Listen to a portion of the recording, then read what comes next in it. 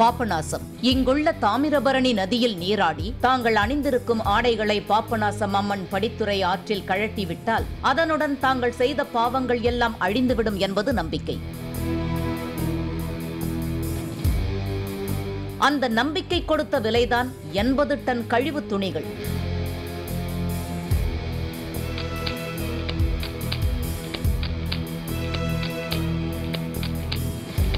பார்ப்பதற்கே மலைப்பாக இருக்கின்ற இந்த துணிகளை கடந்த 14 வாரங்களாக எந்த ஒரு சுய லாபமும் இன்றி தாமிரபரணியில் வாழ்கின்ற உயிர்களின் நலம் காக்கும் பொருட்டு அகற்றி வருகின்றனர் தாமிரபரணி சொந்தங்கள் என்ற தன்னார்வ தொண்டர்கள்.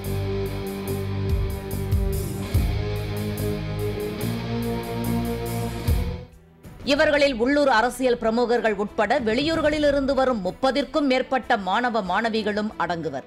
இயற்கை அன்னையின் அருட்கொடையான தாமிரபரணியை காக்கும் பொருட்டு இந்த பணிகளை மேற்கொண்டதாகவும் அம்மன் படித்துறை பகுதியில் இருந்து மட்டும் இதுவரை கடந்த 45 ஆண்டுகளாக ஆற்றின் நீர்வழி பாதையை அடைத்துக் கொண்டு கிடந்த துணிகளை அகற்றியிருப்பதாக தெரிவிக்கிறார் இந்த அமைப்பின் ஒருங்கிணைப்பாளர் மோகன்ராம்.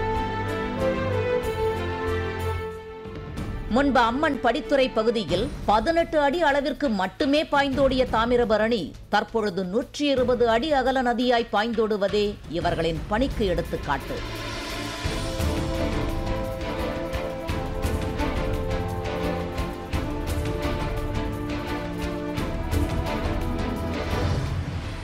கடவுள் நம்பிக்கை உள்ளவர்கள் அம்மன் படித்துறைக்கு வந்து சாமியை தரிசனம் செய்துவிட்டு செல்லட்டும். அதை விடுத்து ஆற்றில் ஆடைகளை கழற்றிவிட்டதால் தவளைகள், பெரும்பாலான மீன் இனங்கள் அழிந்து விடுகின்றன என்றும் அதனால் அம்மன் படித்துறையில் தாமிரபரணி ஆறு கடுமையாக மாசடைந்துள்ளதாகவும் நோய் பரவும் அபாயம் உள்ளதாகவும் மாசு கட்டுப்பாட்டு வாரியம் சுட்டிக்காட்டியிருப்பதாக மக்கள் வேதனை தெரிவிக்கின்றனர்.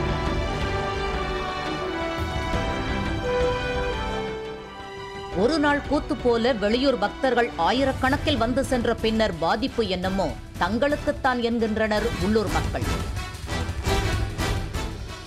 நிலத்தடி நீர் முதல் தங்கள் பகுதி காடுகள் வரை பிளாஸ்டிக் சேர்ந்த குப்பை கூடைகளாய் காட்சியளிக்கின்றது. இதே நிலை நீடித்தால் எதிர்கால சந்ததிகளுக்கு நோய் மட்டுமே மிச்சமாயிருக்கும் என்பதும் இவர்களது அச்சமாயிருந்துள்ளது. எனவே தாமிரபரணியில் தூய்மை பணியை உள்ளூர் மக்களின் ஒத்துழைப்புடன் முன்னெடுத்து சாதித்தும் காட்டியுள்ளனர் இந்த தன்னார்வ தொண்டர்கள்.